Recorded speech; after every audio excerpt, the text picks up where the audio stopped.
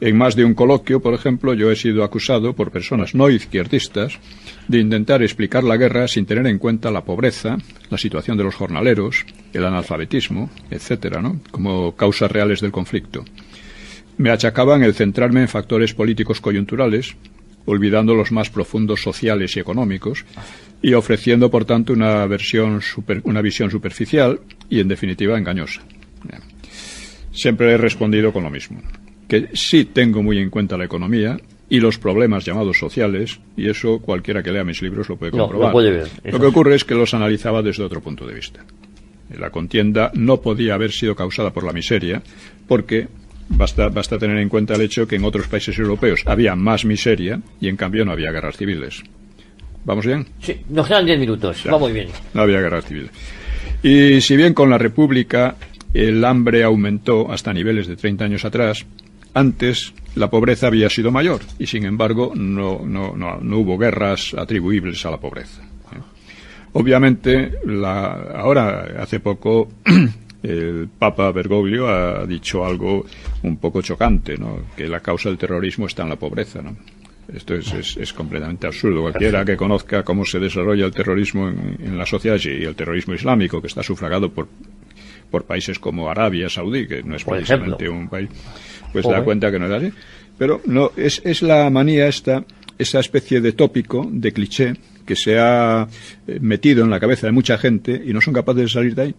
Y esto viene del marxismo, en definitiva. Claro, además ese enfoque podría valer para algunos países hispanoamericanos antiguamente, ya ni eso, pero en España ni había pobreza, en Italia con la Brigada Roja tampoco lo había. Máxime cuando ni en Alemania. los digamos, terroristas generalmente no proceden de la gente miseria, pobre, ¿no?, de la miseria, ¿no? Suelen ser gente jóvenes muchas veces relativamente acomodados, ¿no? Claro, pero vamos, sobre todo que la idea en sí misma, lo que importa es esto, ¿no?, la fuerza que tiene esa idea.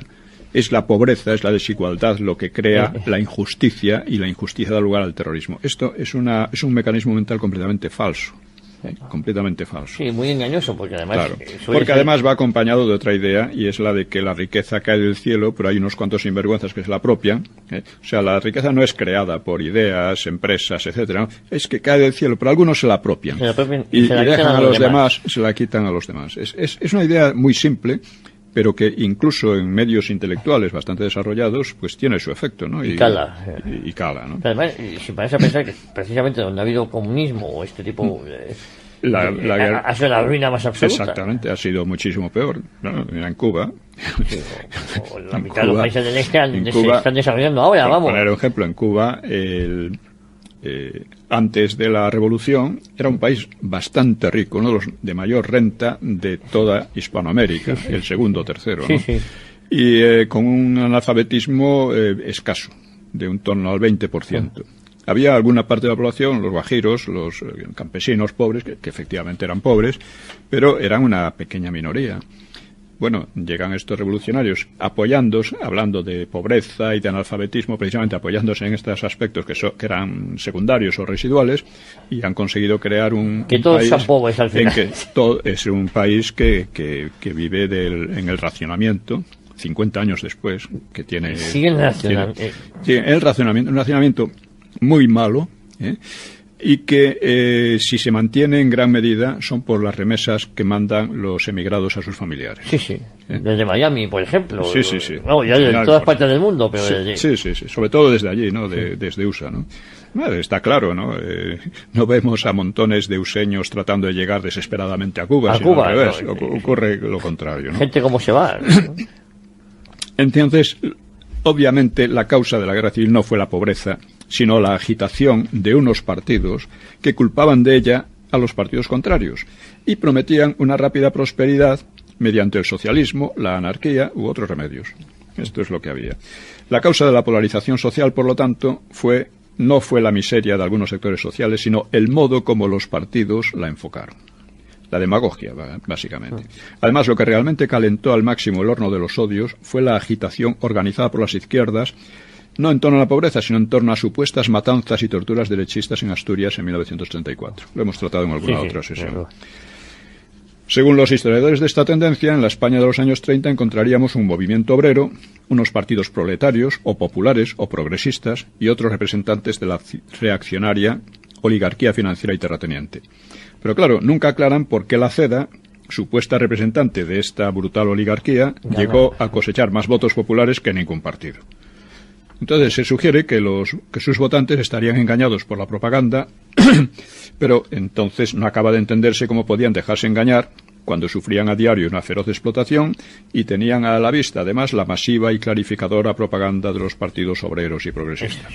O sea, este problema ni siquiera asoma en los análisis corrientes. No se lo plantean. No, o dicen que, bueno, es que engañaban a la gente, pero ¿cómo van a engañarlos si las cosas estaban clarísimas? Bueno, ¿no? estaban pues muy ignorantes. Claro. Entonces, No, pero no podía haber ignorancia, porque los otros estaban haciendo propaganda constantemente. Yo digo que nos toman. Sí. Como si. Y tampoco está claro en esta interpretación por qué, en lugar de existir un partido y un movimiento obrero, compitieron por el título al menos 4 de ellos: la CNT, el PC, el POUM y el PSOE, junto con su UGT. Y con divisiones en el PSOE que estuvieron a punto de provocar la escisión en 1936 y la provocaron, de hecho, durante la guerra. O sea, aquellos partidos presuntamente proletarios llevaban sus querellas hasta el intento de aniquilarse mutuamente, entre ellos, masacrándose en 2 guerras civiles menores dentro de la guerra general. Claro, ¿por qué sería esto? Pues nuevamente los historiadores eluden la espinosa cuestión y siguen, simplemente lamentan el lamentable fenómeno, ¿no?, que tanto ayudó a la victoria fascista o reaccionaria. Añádese que los líderes de los partidos obreristas solían tener muy poco de obreros. Por supuesto, el marxismo nace de intelectuales burgueses y es dirigido casi siempre por intelectuales burgueses, así Marx, Engels, o Lenin, Bakunin, Mao, Ho Chi Minh, Pol Pot, Fidel Castro, Gramsci. En España, pues también la mayor parte de los dirigentes eran de origen burgués, lo que se llama burgués, ¿no? Y pese a concentrar su propaganda sobre el proletariado, también una masa considerable del proletariado rehusó siempre seguir a los partidos que aseguraban representarle. Cabe recordar que en la misma guerra los carteles llamando a obreros y campesinos a producir por la causa del Frente Popular pues demostraban por ellos mismos la escasa acogida, ¿no?, en el caso entusiasmo de muchos trabajadores por esa causa. Y eso queda demostrado por la caída de la producción industrial y agrícola bajo el Frente Popular, que causó un hambre enorme y racionamiento. Azaña, Ezugazagoitia y otros han dejado testimonio del escaso entusiasmo de muchos proletarios por amasar la victoria con el sudor de su frente. No les interesaba, no iba en su hoja de ruta. No hay, por tanto, partidos obreros, sino obreristas. Es decir, que centran su propaganda en los obreros y tratan de ganar así el poder. Ni parecen existir clases sociales en el sentido imaginado por los marxistas, con intereses históricos propios de cada una y antagónicos con respecto a alguna otra.